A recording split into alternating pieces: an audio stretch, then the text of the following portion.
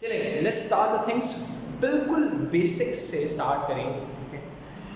और कुछ चीज़ों को समझते हैं। सबसे पहले हम स्ट्रक्चरलिज्म को समझते हैं, ठीक है? स्ट्रक्चरलिज्म क्या कहता है हमको? Actually structuralism believe in determinism. किस पे बिलीव करता है? डिटर्मिनिज्म, जिसका मतलब ये है structural forces drives and individual action. Individual action is dependent on structural forces. I can say in this way that the society is here. It is going. There are some structural forces.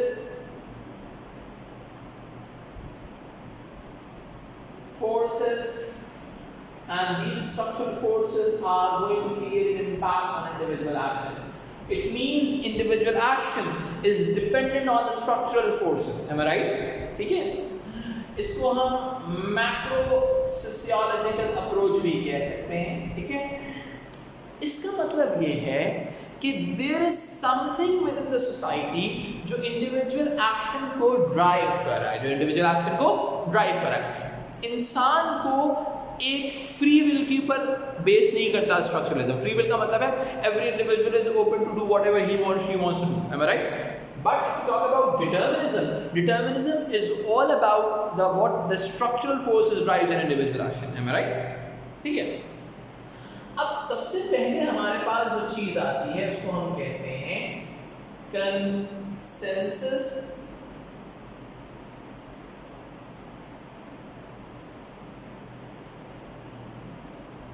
Structuralism.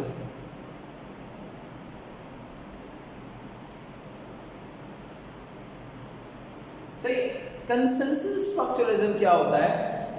It's more about, देखिए मैं आप लोगों को एक चीज समझाता हूं। अच्छा, कंसेंसस स्ट्रक्चरलिज्म की बात की जाए, देखिए कंसेंसस की जो की टर्म है ना, उसका मतलब है कंसेंसस स्टैंड फॉर एग्रीमेंट। क्या है बेटा? एग्रीमेंट, ठीक है? एग्रीमेंट ओवर द वैल्यूज कह सकते हैं आप। अब देखो, एग्रीमेंट टुवर्ड्स व्हाट? स्ट्रक्चरलिज्म, यानी कि agreement towards the structure of society, towards the structure of. मैं अगर किसी एग्जिस्टिंग सिस्टम के साथ एग्रीमेंट शो करूंगा तो मुझे स्टेबिलिटी चाहिए होगी। Am I right? It means consensus structuralism का जो ऑब्जेक्टिव है वो दरअसल सोशल स्टेबिलिटी है। यानी कि कंसेंसस स्ट्रक्चरलिज्म का जो ऑब्जेक्टिव है क्या है? Social stability. इट मींस जैसा चल रहा है वैसा चलने दो, जैसा चल रहा है वैसा चलने दो, ठीक है? Because they have agreement over the structure, agreement over the structure, यानी कि सोसाइटी की जो स्ट्रक्चरल फोर्सेस हैं इनके नजदीक ये बहुत अच्छा काम कर रही हैं, इनको करने दो। M I right? ठीक है? अच्छा, अब मैं अगर इस चीज को आगे लेके चलता हूं तो हमारे कंसेंसस स्ट्रक्चरलिज्म में जो थ्योरी आती है उसको हम फंक्शनलिज्म का नाम देते हैं। सही? अब फंक्शनलिज्म की देखिए, अब मैं आपको अगर मैं थोड़ी सी थ्योरीज के नाम से बताऊं तो स्ट्रक्चरलिज्म के अगर फाउंडर्स की बात की जाए तो वैसे तो बहुत सारे फाउंडर्स आते हैं, लेकिन एक जो सबसे इंपॉर्टेंट बंदा है उसका नाम है com. He is one of the founder of structuralism. सही है? ठीक है? अब उसके हिसाब से देखो, अब मैं जितनी भी चीजों के आगे स्ट्रक्चरलिज्म लिखता जाऊंगा वो इस बात से तो एग्री करते हैं कि structural forces drives an individual action. Am I right? If you talk about the consensus structuralism, this is all about the social stability, यानी कि जो existing system चल रहा है वो बिल्कुल ठीक चल रहा है, हमें इस चीज को कंटिन्यू करना चाहिए। Am I right? If we move forward, functionalism, functionalism के जो फाउंडर थे उनके नाम था एमिल डर्किम, बहुत सारे लोग डर्काइम भी बोलते हैं, ठीक है? अब इनकी जो थ्योरी है, ठीक है, they support the existing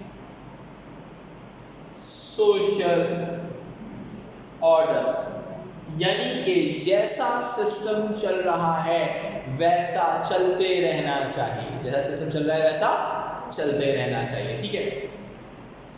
because इनका जो बेसिक ऑब्जेक्टिव था ना सोसाइटी के हवाले से, उनका था कि सोसाइटी के अंदर कुछ चीज़ों की बात करते हैं, social solidarity, value consensus,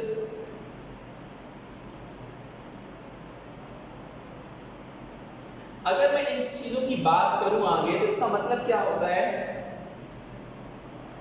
society जो है एक एग्रीमेंट पे चल रही है, agreement over the values of society, यानी कि सोसाइटी के अंदर एक सॉलिडारिटी क्रिएट हुई है, एक एग्रीमेंट क्रिएट हुआ है, तमाम लोग उस एग्रीमेंट को फॉलो करते हुए आगे बढ़ रहे हैं। Every individual is following that particular agreement, हर इंसान उस particular agreement को follow किए जा रहा है, ठीक है। And once everyone is following that particular agreement, which will eventually lead toward a social stability, ठीक है। Let's suppose, बहुत सिंपल सी एग्जांपल है, मेरी क्लास में 10 लोग हैं, ठीक है। Everyone is following that value consensus that no one is going to use a phone in my class, stability पैदा हो जाएगी, agreement over the values create हो गई, ठीक है। ओवर दी वैल्यूज यानी कि स्टैंडर्ड्स और सोसाइटी के हवाले से एग्रीमेंट पैदा हो जाए, एम आई राइट, ठीक है। अच्छा, अगर मैं इस चीज़ को थोड़ा सा और आगे लेके चलूँ तो हम क्या देखते हैं कि हमारे फंक्शनलिस्ट एक्चुअल में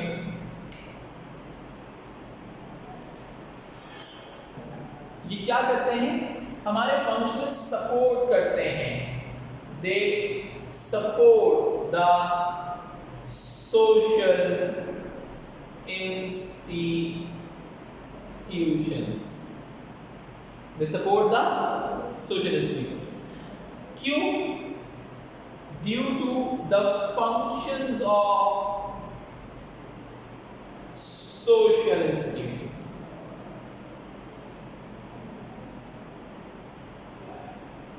due to the functions of social, in social institutions के फंक्शंस की वजह से ये फंक्शनलिस्ट दरअसल इन सोशल इंस्टीट्यूशंस को सपोर्ट करते हैं, एम आई राइट, ठीक है। अच्छा, अब मैं इस चीज़ को थोड़ा सा आगे लेके चलता हूँ आपके सामने।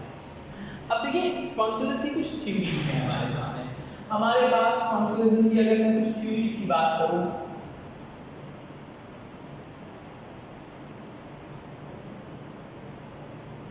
सही है। पहली थ्योरी है, उसका नाम है ऑर्गेनिक एनोलॉजी, ठीक है। ऑर्गेनिक एनोलॉजी का मतलब क्या है? बहुत सिंपल सी बात, हम कहते हैं society is just like a human body,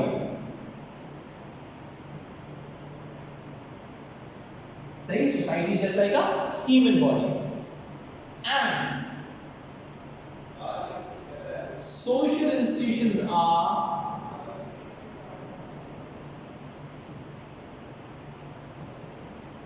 organs of human body। इस ह्यूमन बॉडी के जो ऑर्गन्स हैं वो सोशल इंस्टीट्यूशंस हैं, am I right?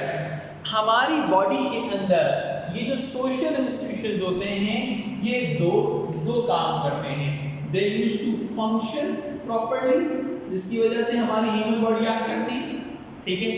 And the second thing is all these social institutions are interconnected and interlinked. ये जितने भी social institution हैं एक दूसरे के साथ इंटरलिंक और इंटरकनेक्टेड हैं। अच्छा जी, अच्छा, these social institutions are interlinked and interconnected, ठीक है। अब हम यानी कि बात ये है, एक्चुअली फंक्शनलिज्म जो है बात क्या कर रहा है, फंक्शंस ऑफ सोशल इंस्टीट्यूशंस की बात कर रहा है। सोशल इंस्टीट्यूशंस के जो फंक्शंस हैं इसकी बात कर रहा है। अब ये फंक्शंस क्या क्या हैं? फैमिली रिप्रोडक्शन का रोल परफॉर्म करती है, primary socialisation, primary plus secondary socialisation, यानी कि इंटरैक्शन, आपका भी इंटरैक्शन होता है, you learn how to be an effective individual. सही है जी। अच्छा, इसके अलावा learning of norms and values हो गया, आप सोसाइटी के norms and values and social institution से सीखते हो। ठीक है। इसके अलावा सोशल सॉलिडारिटी क्रिएट होती है, यूनिटी क्रिएट होती है आपकी सोसाइटी से। सही है, सोशल सॉलिडारिटी सही है। इसके अलावा मैंने कल की क्लास में डिस्कस किया था, सोशल कंट्रोल का एलिमेंट बड़ा इंपॉर्टेंट है। ठीक है, आपको बताते हैं what is good and what is bad. सही है। और एक्चुअल के अंदर ये सारे सोशल इंस्टीट्यूशन सोसाइटी को एक यूनिटी में रखने के लिए, सोशल यूनिटी, एक ऑब्जेक्टिव क्रिएट करके आगे बढ़वा रहे हैं। M I right? सही है। अब वही वाली बात, ये कहां से पैदा होते हैं? ये पैदा होते हैं स्ट्रक्चरलिज्म से। ये पैदा होते हैं स्ट्रक्चरलिज्म से। Structure drives an individual, determinism की बेसिस पे डेवलप हो रहे हैं। ठीक है। और उसके बाद क्या हो रहा है? ये कह रहे हैं ये फंक्शंस बड़े इंपॉर्टेंट हैं। M I right? सही। ये सारे अच्छा, अब इसके अंदर हमारे पास सोशियोलॉजिस्ट भी आ जाते हैं, जिसके अंदर हमारे पास टैलबर्ट पार्सन्स आ जाते हैं, एमिल डर्कहेम है, समझ में आई? These are the major sociologists in functionalism. Am I right? तो अब क्या होता है कि ये एक बेसिक आइडिया हमें क्रिएट हो गया। हमने सबसे पहले डिस्कस किया स्ट्रक्चरलिज्म, और उसमें से हमारे पास आया कंसेंसस स्ट्रक्चरलिज्म, और उसमें से हमारे पास क्या आया? कंसेंसस स्ट्रक्चरलिज्म में आया फंक्शनलिज्म, जिसने हमें बताया कि सोशल इंस्टीट्यूशंस बड़े ज़रूरी हैं सोसाइटी की फंक्शनिंग के लिए, बिकॉज ये वो फंक्शंस परफॉर्म करते हैं जिससे सोसाइटी में सस्टेनेबिलिटी और स्टेबिलिटी मेंटेन रहती है। M I right? अच्छा, अब मैं इस चीज को थोड़ा सा और आगे लेके चलता हूँ। ठीक है। इफ यू मूव फर्दर, हमारे पास जो दूसरी चीज आती है, that is all about conflict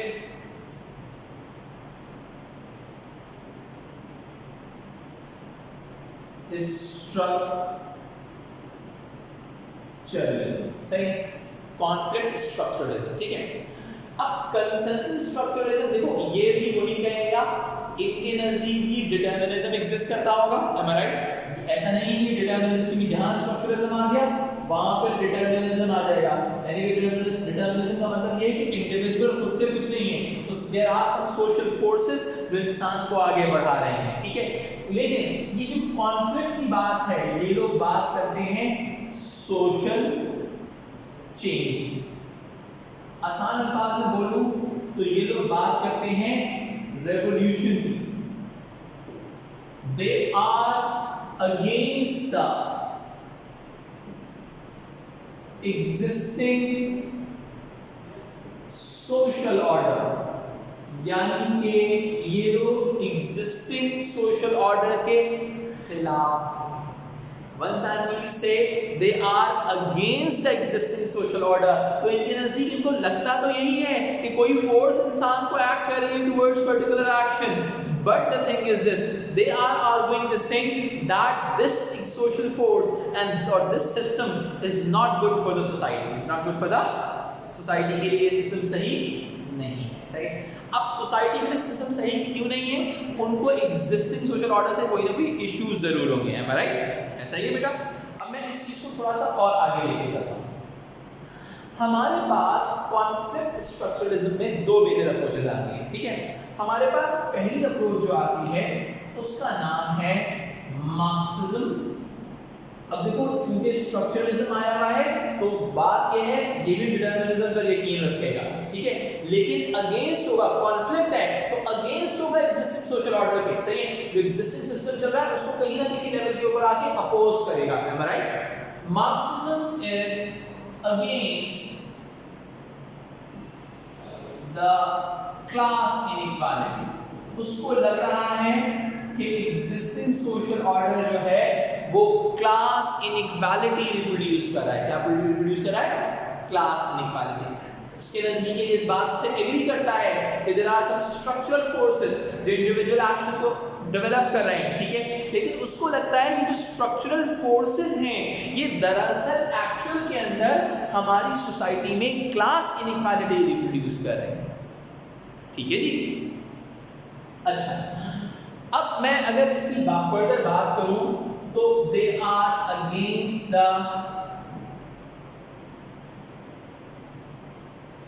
social institutions,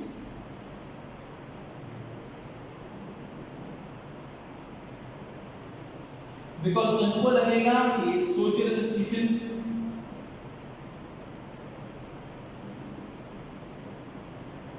promote class inequality, ठीक है। एक्चुअल में मार्क्सिज्म की जो थ्योरी थी वो दी थी कार्ल मार्क्स। कार्ल मार्क्स ने दरअसल एक बड़ी इंपॉर्टेंट थ्योरी दी थी, क्लास स्ट्रैटिफिकेशन।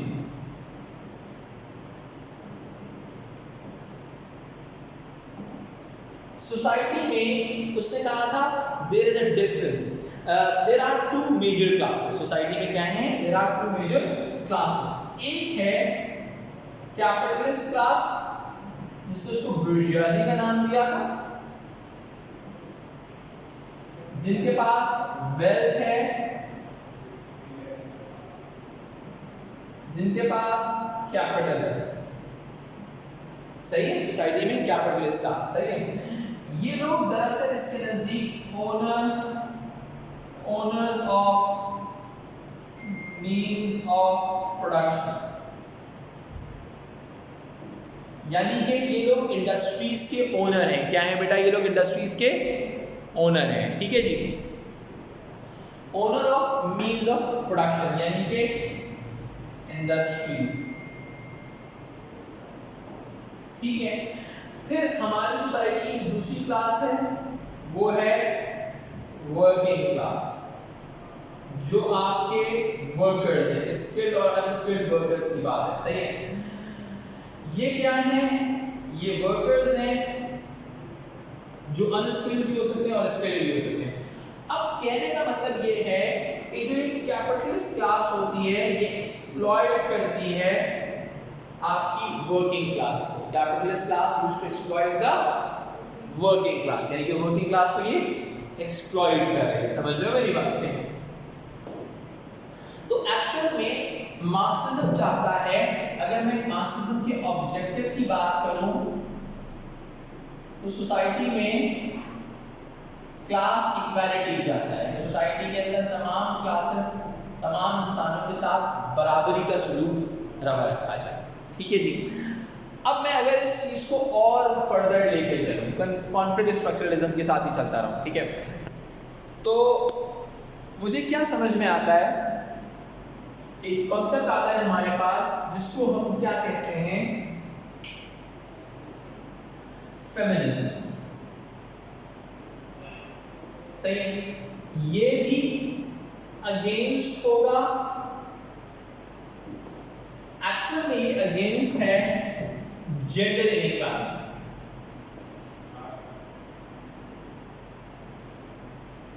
सही। उसी तरीके से अगेंस्ट है एग्जिस्टिंग सोशल ऑर्डर के,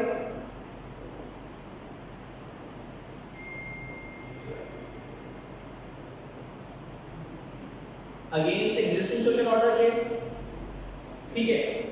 इसी तरह से अगेंस्ट है सोशल इंस्टीट्यूशन एंड एक्चुअल में ये अगेंस्ट है पेट्रियार्की।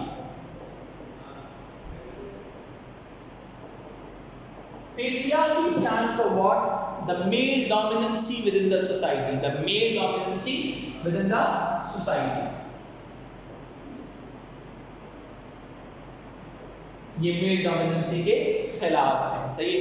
अब देखो मेरी बात सुनो, इनके नजदीक एग्जिस्टिंग सोशल इंस्टीट्यूशंस जो है, देखो अब देखो तीनों जो हैं ये भी एक सोशल चेंज की बात चाहते हैं, ये भी एक सोशल चेंज चाहते हैं, ठीक है। ऑल्दो हमारे पास बहुत डिफरेंट तरह के फेमिनिस्ट होते हैं। हमारे पास एक लिबरल फेमिनिस्ट होते हैं जो दरअसल सिर्फ इक्वालिटी की बात करते हैं, सही है। फिर हमारे पास एक होते हैं रेडिकल फेमिनिस्ट होते हैं, दरअसल ये क्या करते हैं, ये मेट्रियार्की की बात करते हैं। Matriarchy stands for what? Matriarchy female dominancy को कहा जाता है, सही है। या फिर ये अगेंस्ट कुछ जगहों पे रेडिकल फेमिनिस्ट मेट्रियार्की को अगेंस्ट करते हैं, लेकिन मेट्रियार्की की बात करते हैं। फिर हमारे पास नेक्स्ट आते हैं हमारे पास Marxist feminist.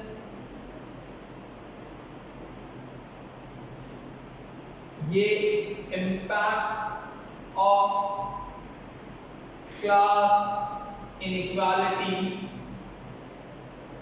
On gender inequality की बात करते हैं, ठीक है। कहते हैं as male is performing the economic role within the family structure, the male become the capitalist, that capitalist, as the female is working domestically within the household, domestic household support कर रहे हैं, तो फीमेल बिकम द लेबरर, वही working class में शामिल हो जाती है, ठीक है। तो ये मार्क्सिस्ट फेमिनिस्ट है। इसके अलावा हमारे पास ब्लैक फेमिनिस्ट भी आते हैं। ब्लैक फेमिनिस्ट क्या है? जो ब्लैक वुमेन के ऊपर होने वाली एक्सप्लॉयटेशन के खिलाफ बोल रहे हैं, ठीक है। इससे और डिफरेंट फेमिनिस्ट ये हैं, बहुत सारे फेमिनिस्ट हमारे पास आते हैं, ठीक है। तो एक्चुअल के अंदर अगर मैं इस पूरी कहानी को, इस पूरे बोर्ड को 1 मिनट में एक्सप्लेन करने जाऊं तो सबसे पहले कहानी शुरू होती है स्ट्रक्चरलिज्म से, जहां पे हम ये बात कहते हैं कि structural forces drives an individual action, सही है। एंड आफ्टरवर्ड्स हम स्ट्रक्चरलिज्म को डिवाइड करते हैं 2 डिफरेंट एरियाज के अंदर। Number 1 is all about the consensus structuralism and number 2 is all about the conflict structuralism. Consensus structuralism is all about the idea where we are saying this thing that existing we need to support the existing social order. जो हो रहा है society में वो बहुत अच्छा हो रहा है, ठीक है जी, सही है। इसके बाद कॉन्फ्लिक्ट स्ट्रक्चरलिज्म आता है, जो एग्जिस्टिंग सोच, वो ये बात तो मानता है कि मैक्रो सोशियोलॉजिकल अप्रोच सही है, वो ये बात भी मानता है the structural forces drives an individual action. अब यहाँ पर अब जो मार्क्सिज्म जिस स्ट्रक्चरल फोर्स की बात कर रहा है, ठीक है, मार्क्सिज्म जिस स्ट्रक्चरल फोर्स की बात कर रहा है उसको हम कहते हैं capitalism,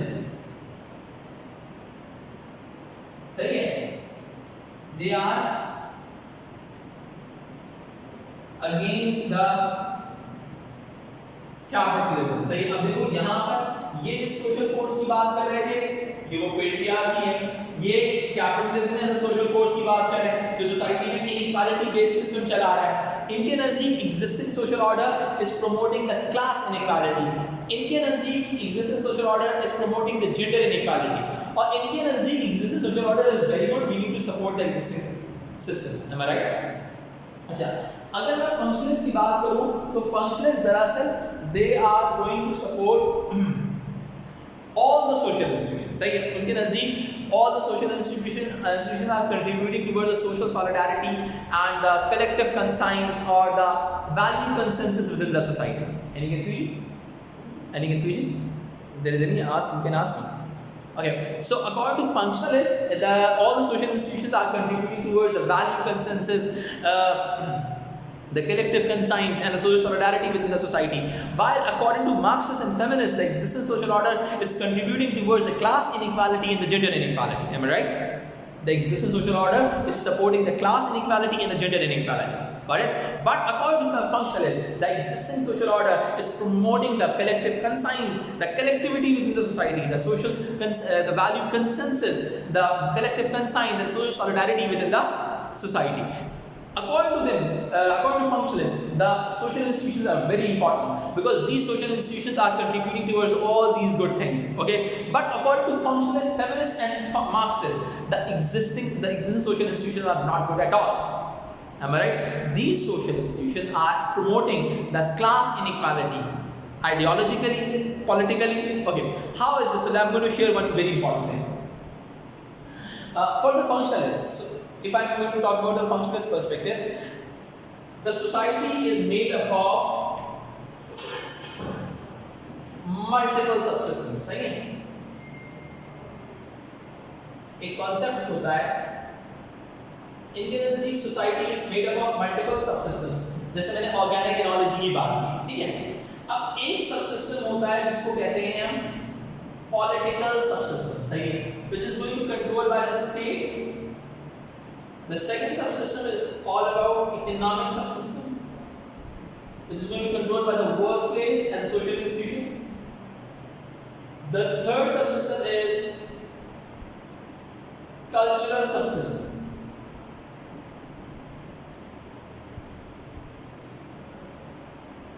Cultural subsystem means the culture of the society. Okay, this is going to be controlled by media, education, religion. Okay, and the fourth subsystem is the family. According to them, these subsystems are very important for the continuous functioning of the society. But according to Marxists, these cultural institutions, including family, are the part of ideological state apparatus. What it means by this? According to Marxism, ideological state apparatus are the cultural institutions who are developing the ideology of capitalism, which is also considered as a false class consciousness within the individual, with the help of, because they have an ability to make an ideology of an individual. As the cultural institution in the family is able to make an ideology in the favor of capitalism, because the people assume this thing that capitalism or class inequality is a natural phenomenon. Am I right or wrong? They assume, the cultural institutions make sure this thing, that the people assume this thing, that the class inequality is a natural phenomenon, rather it is created by the capitalist. Am I right? यानी कि आपके social institutions ये make sure कराते हैं कि आपके दिमाग में ये चीज़ बैठ जाए कि the class inequality is not developed by the capitalist, ठीक है, it is a natural phenomena with in the society. समझ में आई बात? तो जहाँ पर वो जिस चीज़ को सपोर्ट करेंगे वो उसी चीज़ को अपोज करेंगे आइडियोलॉजिकल स्टेट अपरेटस की थॉट से, सही है। अब उसी तरीके से जैसे फंक्शनलिस्ट स्टेट के रोल को बहुत सपोर्ट करते हैं, स्टेट के रोल को बहुत ज़्यादा सपोर्ट करते हैं, because state is going to establish social control and lot of things. But according to Marxist, state is a part of repressive state apparatus. Repressive state apparatus means, इसका मतलब क्या होगा? इसका मतलब बहुत सिंपल सी बात है। रिप्रेसिव स्टेट अपरेटस का मतलब है कि जो ऑप्रेस करके, ऑपरेशन के थ्रू कैपिटलिस्ट ऑर्डर को मेंटेन करता। एनी कन्फ्यूजन है? ठीक है, अच्छा जी, मैं आप लोग कॉपी कर सकते हैं इसको, जो इसको ऑनलाइन देख रहे हैं आप कॉपी कर लें।